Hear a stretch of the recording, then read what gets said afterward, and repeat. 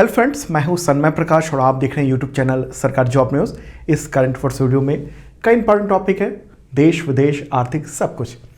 तो शुरू करते हैं दोस्तों बिना देर किए और पहला क्वेश्चन लेते हैं। एनपीसीआई ने 2000 रुपये से ज़्यादा के किस तरह के यूपीआई पेमेंट पर 1.1% तक का इंटरचेंज फीस लागू किया है। मतलब 2000 रुपये से ज़्यादा ट्रांजैक्शन करने पर या कहें किस तरह के ट्रांजैक्शन करने पर एक्स्ट्रा चार्ज लग सकता है और वो वसूला जाएगा, हालांकि जिसको आप पेमेंट करेंगे उससे। तो इस क्वेश्चन का आंसर होगा प्रीपेड पेमेंट इंस्ट्रूमेंट। शॉर्ट में क्या कहेंगे इसको? शॉर्ट में कहेंगे पीपीआई। तो ये आपको ध्यान में रखना है। न्यूज़ आप देख रहे हैं, पीपीआई मर्चेंट जो ट्रांजैक्शन है उस पर ये लगाया गया है। महत्वपूर्ण बात ये है, दरअसल हुआ ये कि ये जब शुरुआत में खबर आई तो उसका जो हुआ कि यूपीआई पेमेंट पर 2000 रुपये से अधिक पर ट्रांजैक्शन चार्ज लग जाएगा और इसकी वजह से काफ़ी हलचल भी हुई, लोगों में काफ़ी परेशानी भी हुई कि ये क्या हो रहा है। फिर एनपीसीआई ने ये क्लियर किया, यानी national payments corporation of India, जो कि यूपीआई को ऑपरेट करता है, जो नेशनल एक बॉडी है। ओके, तो उसी ने फिर ये कहा कि नहीं, हम 2000 रुपये से अधिक के सारे ट्रांजैक्शन पर चार्ज नहीं लगा रहे हैं, बल्कि हम चार्ज लगा रहे हैं प्रीपेड पेमेंट इंस्ट्रूमेंट पर। तो ये 1 अप्रैल 2023 से लागू हो रहा है और वॉलेट कंपनियां, मोबाइल वॉलेट कंपनियां बहुत लंबे समय से, करीब 2 साल से ये प्रयास कर रही थी कि इस पर चार्ज लगे ताकि उनको इसके ज़रिए कमाई हो। अभी तक फ्री था तो उनको कमाई नहीं हो पा रही थी उसके ज़रिए, ठीक है। दूसरे तरीके से वो इनकम जनरेट कर रहे थे वो वॉलेट कंपनियाँ, जैसे पेटीएम है, गूगल पे है, फ़ोनपे है, ये सब।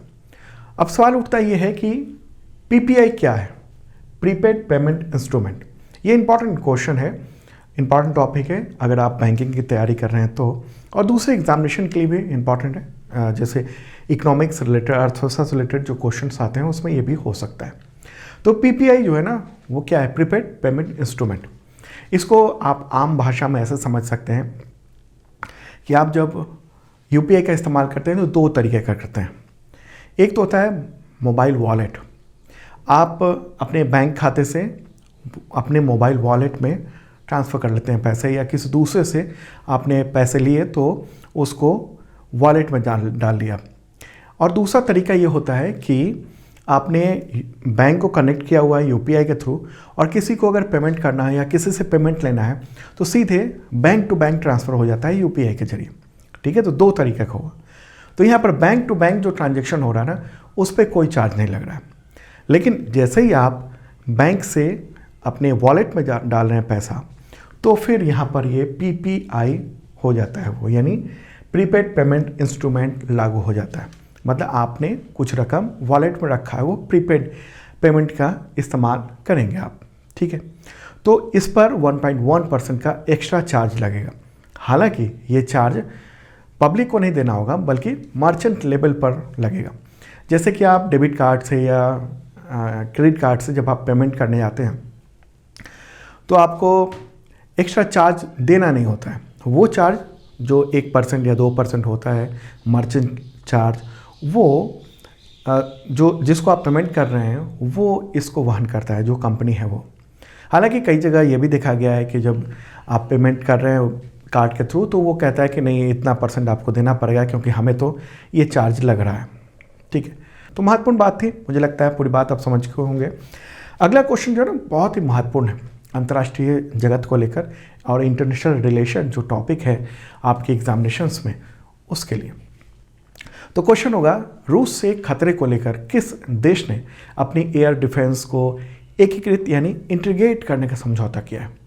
मतलब कि कई देश मिलकर अपने एयरफोर्स को मर्ज कर रहे हैं, एक तरह से इंटीग्रेट कर रहे हैं।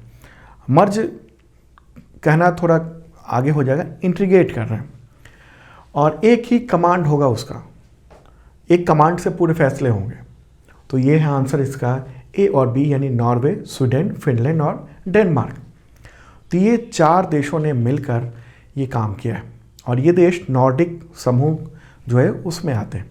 हालांकि जो नॉर्डिक समूह है उसमें 5 देश आते हैं, नॉर्वे, स्वीडन, फिनलैंड, डेनमार्क और आइसलैंड। लेकिन आइसलैंड इसमें नहीं है, इसमें नॉर्वे, स्वीडन, फिनलैंड और डेनमार्क है। इस चीज़ को समझते हैं तो मैप के थ्रू समझेंगे तो ज़्यादा अच्छे से समझ पाएंगे आप। ये रहा प्यारा भारत, और अब चलते हैं यूरोप की ओर।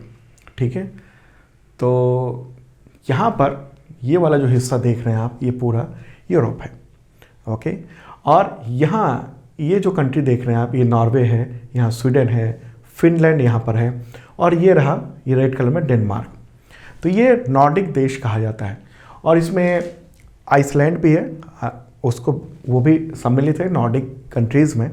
लेकिन यहाँ पर क्या हुआ है कि इन चारों देशों ने, यानी नॉर्वे, स्वीडन, फिनलैंड और डेनमार्क ने अपने एयरफोर्स का एयर डिफेंस सिस्टम पूरा जो है उसको एकीकृत करने यानी इंटीग्रेट करने का फैसला किया है, और ये एग्रीमेंट हो गया है। और इन चारों देशों के एयर चीफ ने इस एग्रीमेंट पर साइन किया है, और समझौता NATO air command chief general James hacker की मौजूदगी में हुआ है। महत्वपूर्ण बात ये।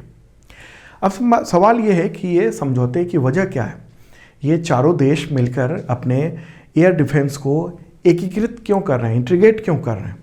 क्योंकि सब अपना अपनी जो एयरफोर्स है उसमें खुश रहते हैं कि हमारी एयरफोर्स जो है बहुत मजबूत है। वजह है उसकी कई सारी वजह हैं, दो प्रमुख वजह हैं। उसमें पहला जो प्रमुख वजह है, रूस और यूक्रेन के बीच में जो 1 साल से ज़्यादा समय से युद्ध चल रहा है, और इसके तुरंत समाप्त होने की युद्ध की संभावना अभी दिख नहीं रही है। और रूस ने क्या किया है, इसका इतना बड़ा जो हिस्सा है यहाँ से यहाँ तक ये कब्जा कर लिया है, और भी दूसरी जगहों पर युद्ध चल रहा है, तो रूस आगे बढ़ रहा है। और इन सब देशों ने, अमेरिका, यूरोप, इन सब देशों ने ये सोचा था कि रूस जो है कुछ ही दिन में थक जाएगा, लेकिन रूस थका नहीं है। ठीक है, हथियार अमेरिका और जो यूरोपीय देश हैं वो सब दिए जा रहे हैं यूक्रेन को, लेकिन यूक्रेन तो डटा हुआ है, लेकिन फिर भी रूस ने हार नहीं मानी है इतना खर्च करने के बावजूद। ठीक है, तो ऐसे में क्या हुआ है कि इसके जो पड़ोसी देश हैं रूस के, उन सबको खतरा महसूस हुआ है। कौन कौन? नॉर्वे, स्वीडन, फिनलैंड और डेनमार्क को। तो ये अपनी सुरक्षा को लेकर काफ़ी चिंतित हैं। दूसरी एक और वजह है, दरअसल क्या है कि स्वीडन और जो फिनलैंड है वो पिछले साल 2022 में नाटो सैन्य गठबंधन में शामिल होने के लिए उसने आवेदन दिया था। कौन सा? स्वीडन और फिनलैंड।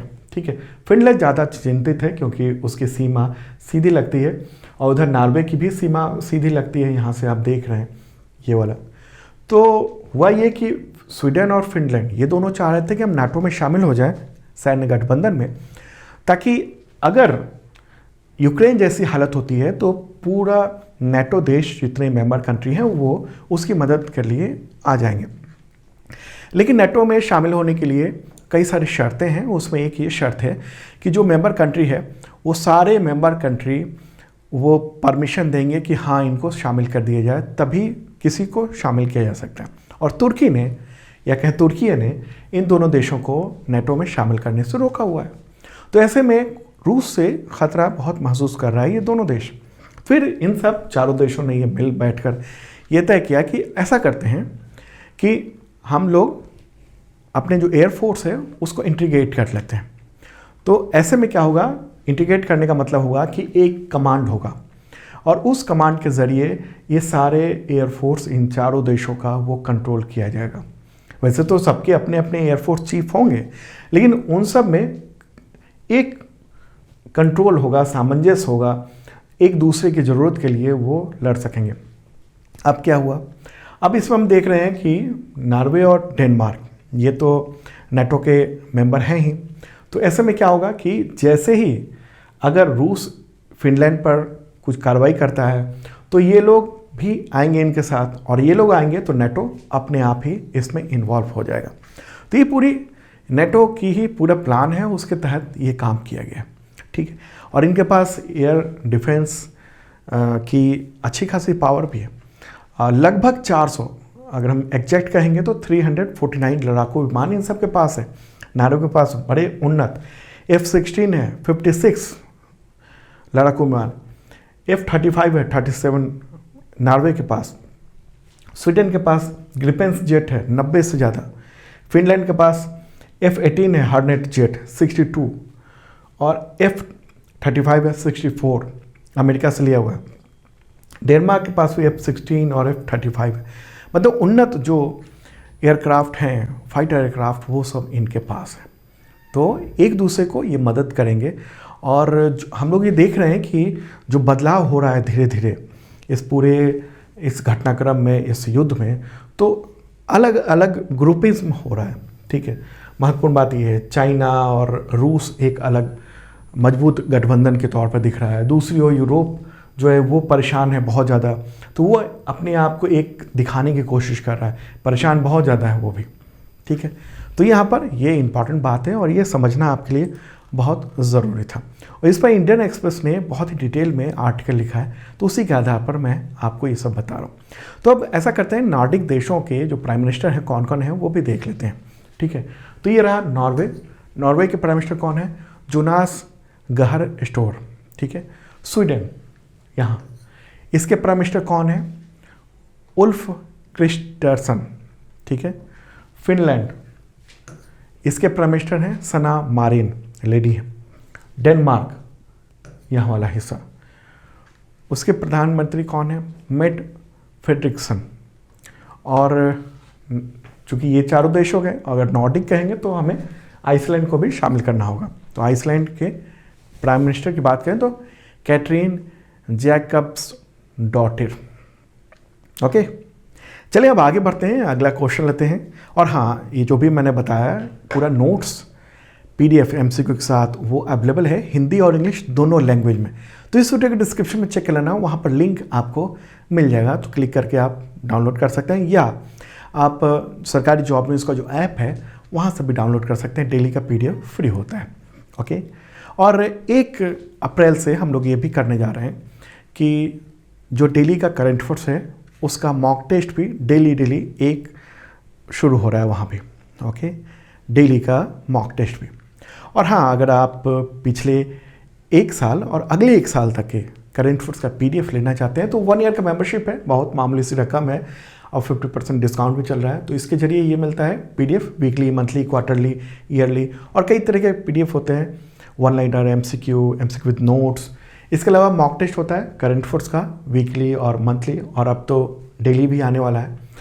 और टेस्ट सीरीज़ है तमाम एग्जामिनेशन के लिए, चाहे UPSC हो, BPSC हो, SSC हो, UPPSC हो, CRPF हो, बिहार SI का, वो सब अवेलेबल है आपके लिए। और भी कई टेस्ट सीरीज़ हैं, तो डिस्क्रिप्शन चेक कर लेना, बहुत ही मामूली सी रकम में आपके लिए तैयार की गई है। तो अगला क्वेश्चन होगा, निर्वाचन आयोग ने कर्नाटक विधानसभा चुनाव का ऐलान किया है, तो ये मतदान कब होगा, वोटिंग कब होगी? आंसर होगा 10 मई को। ठीक है, इंपॉर्टेंट इन्फॉर्मेशन है ये। तो 10 मई को ये मतदान होने जा रहा है। कर्नाटक मैप में आप देख रहे हैं यहाँ पर, और इसके नतीजे कब आएंगे? 13 मई को आएंगे। तो मुख्य चुनाव आयुक्त हैं कौन है? राजीव कुमार।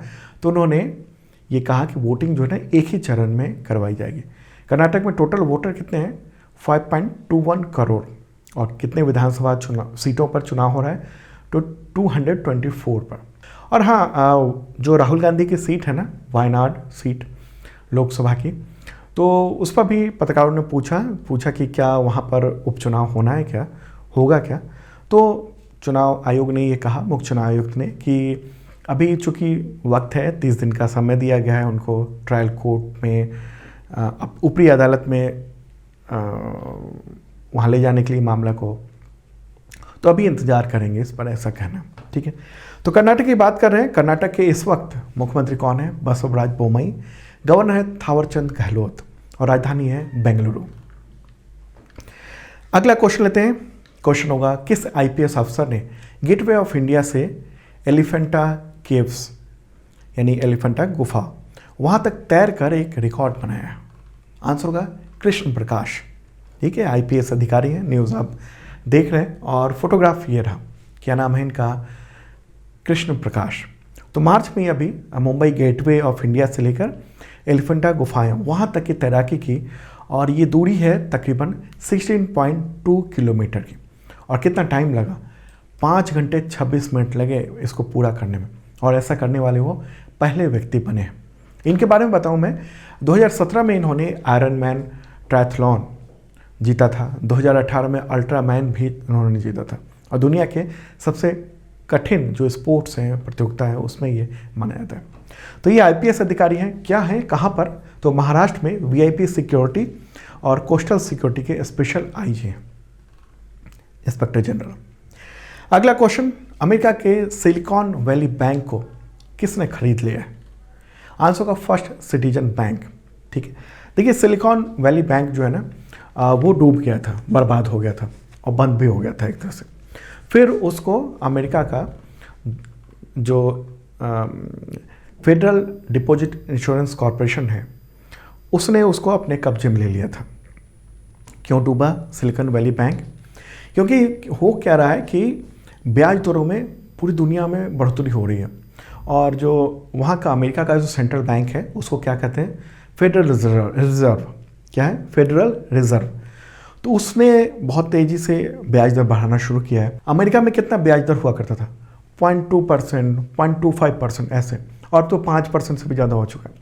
तो ऐसे में क्या हुआ, ब्याज महंगे हुए हैं और उसका असर फिर दूसरी चीज़ों पर पड़ा है। जो इंडस्ट्री है मतलब लोन लेना महंगा पड़ रहा है और इन सब बैंकों ने, जैसे सिलिकॉन वैली बैंक है तो उसने बहुत सारे बॉन्ड अपने खरीदे हुए थे और चूँकि इफ़ेक्ट क्या हुआ कि जब ब्याज दरें बढ़नी शुरू हुई तो बॉन्ड का यील्ड है वो बढ़ गया, मतलब उसकी वैल्यू कम हो गई। तो इसकी वजह से सिलिकॉन वैली बैंक इन सबको नुकसान हुआ है। ऐसे बहुत सारे बैंकों को नुकसान हुआ है और ख़ास तौर पर सिलिकॉन वैली बैंक जो है ना वो क्या करता था, स्टार्टअप्स को फंड दिया करता था, लोन दिया करता था। और भारत के भी कई सारे स्टार्टअप हैं जिनका अकाउंट उसमें था, उसको लोन मिला हुआ था और ये स्टार्टअप्स वहीं पर, बड़े बड़े स्टार्टअप वहीं पर अपना रकम रखते थे। लोगों को जो सैलरी देनी है तो वो भी अकाउंट वहीं रखते थे। तो अब स्टार्टअप जो है वो कुछ ही आगे बढ़ पाते हैं, ज़्यादातर स्टार्टअप जो है उसको नुकसान हो जाता है, घाटा हो जाता है। तो ऐसे में उनकी रिकवरी भी नहीं हो पाई पैसे की, जो सिलिकॉन वैली बैंक ने लोन दिया हुआ था। तो पूरा जो सिस्टम है वो हम कहेंगे कि बैंकिंग सिस्टम पूरी दुनिया में चरमरा रहा है। भारत में हालांकि बेहतर है, मजबूत स्थिति में दिख रहा है और सरकार और आरबीआई लगातार नज़र रखे हुए। क्यों पूरी दुनिया में ऐसी स्थिति आई है बैंकों पर? तो मैंने तो आपको शुरुआत में बताया कि जो लोन है उसका ब्याज दर बढ़ रहा है। अब ब्याज दर क्यों बढ़ रहा है? क्योंकि दो वजह हैं। एक तो वजह यह है कि कोविड-19 आया था, उस वक्त बहुत बड़े पैमाने पर बहुत सारे देशों ने रुपया, मतलब अपने डॉलर या रुपया या पाउंड या यूरो, मतलब मार्केट में झोंक दिया था ताकि मंदी की स्थिति ना आए, लोग बेरोजगार ना हो, बर्बाद ना हो उन सब के लिए। और वही रकम जो है ना अब वो संकट पैदा कर रही। दूसरी बात कि रूस और यूक्रेन के बीच में जो युद्ध चल रहा है उसकी वजह से यूरोप बहुत अस्थिर हो गया है और पूरी दुनिया की जो आर्थिक स्थिति है वो डगमगाई है। और उसी का नतीजा है कि जैसे सिलिकॉन वैली बैंक है, स्विट्जरलैंड का भी एक बैंक है, वो सब डूबने की स्थिति में आ गया। तो ये जो है ना इसको फर्स्ट सिटीजन बैंक ने खरीद लिया। जो इम्पॉर्टेंट बात है वो मैंने आपको बताया, समझने के लिए ये सब ज़रूरी है क्योंकि जब आप समझेंगे तभी एग्जामिनेशन में इन सब बातों को लिख पाएंगे। चलिए अब आगे बढ़ते हैं। अगला क्वेश्चन, भारतीय सेना की किस बख्तरबंद रेजिमेंट ने या उसको प्रेसिडेंट स्टैंडर्ड से सम्मानित किया गया है? उसे बख्तरबंद को इंग्लिश में आर्मर्ड भी कहते हैं, ठीक है। तो इसका आंसर होगा 49 आर्मर्ड रेजिमेंट। क्या है? 49 आर्मर्ड रेजिमेंट, ठीक है। और ये देख रहे हैं आप, राष्ट्रपति की ओर से जो आर्मी चीफ है मनोज पांडे, उन्होंने ये फ्लैग दिया है और ये प्रेसिडेंट स्टैंडर्ड एक अवार्ड है राष्ट्रपति की ओर से, वो दिया गया, ठीक है। कहाँ पर? राजस्थान के श्री गंगानगर जिले के सूरतगढ़ सैन्य स्टेशन में। ओके, तो भारतीय सेना के बख्तरबंद जो रेजिमेंट है यानी आर्मर्ड रेजिमेंट है, तो उसे ये सम्मान दिया गया है और ये 49 आर्मर्ड रेजिमेंट कहेंगे इसे। कुछ और आर्मर्ड रेजिमेंट को ये अवार्ड मिल चुका है, अब तक 4 को टोटल मिल चुका है। एक तो 49 आर्मर्ड रेजिमेंट हो ही गया, इसके अलावा 51 आर्मर्ड रेजिमेंट, 53 आर्मर्ड रेजिमेंट और 54 आर्मर्ड रेजिमेंट। अगला क्वेश्चन लेते हैं। शंघाई सहयोग संगठन यानी एससीओ का संवाद साझेदार यानी डायलॉग पार्टनर मार्च 2023 में कौन सा देश बना है? आंसर होगा सऊदी अरब। ठीक है, न्यूज़ आप देख रहे हैं। सऊदी अरब अब एससीओ में शामिल होने के करीब पहुंच गया है, तो डायलॉग पार्टनर उसको बनाया गया। शंघाई सहयोग संगठन, उसके मेंबर कितने हैं? 8 मेंबर हैं। China, India, Kazakhstan, Kyrgyzstan, Pakistan, Russia, Tajikistan और उज्बेकिस्तान। इसके अलावा 4 ऑब्जर्वर कंट्री भी हैं, पर्यवेक्षक देश भी हैं। कौन से? अफगानिस्तान, बेलारूस, ईरान और मंगोलिया। इसके अलावा संवाद साझेदार भी हैं, यानी डायलॉग पार्टनर है। कौन कौन से देश हैं? तो इतने सारे देश हैं और इसमें एक नया सऊदी अरेबिया शामिल हुआ है। तो कौन कौन से देश हैं? Armenia, Azerbaijan, Cambodia, Egypt, Nepal, Qatar, Sri Lanka, Turkey और ये सऊदी अरेबिया अब शामिल हो गया है। महत्वपूर्ण बात है, चीन का प्रभाव जो है वो धीरे धीरे बढ़ रहा है और चीन का सऊदी अरब से काफ़ी अच्छा खासा कनेक्शन हो रहा है। सऊदी अरब की जो कंपनी आरामको, उसने चीन में बहुत बड़ी रिफाइनरी स्थापित करने का भी फैसला लिया हुआ है अभी हाल ही में। तो ये देख रहे हैं। अच्छा हाँ, एससीओ का अभी चेयरमैन कौन है? इंडिया है। ठीक है, प्रेसिडेंट कहेंगे। एससीओ का प्रेसिडेंट अभी इंडिया है। ओके, तो सऊदी अरब की बात कर रहे थे हम लोग। तो उसकी राजधानी क्या है? रियाद। मुद्रा क्या है? Saudi riyal. किंग कौन है? सलमान बिन अब्दुल अजीज़। और प्राइम मिनिस्टर मोहम्मद बिन सलमान, MBS भी कहते हैं उनको। अगला क्वेश्चन, जम्मू कश्मीर का वन्य जीव संरक्षण पुरस्कार किसे मिला है? या कहें पहली महिला का नाम बताएं जिनको मिला है। आंसर होगा आलिया मीर।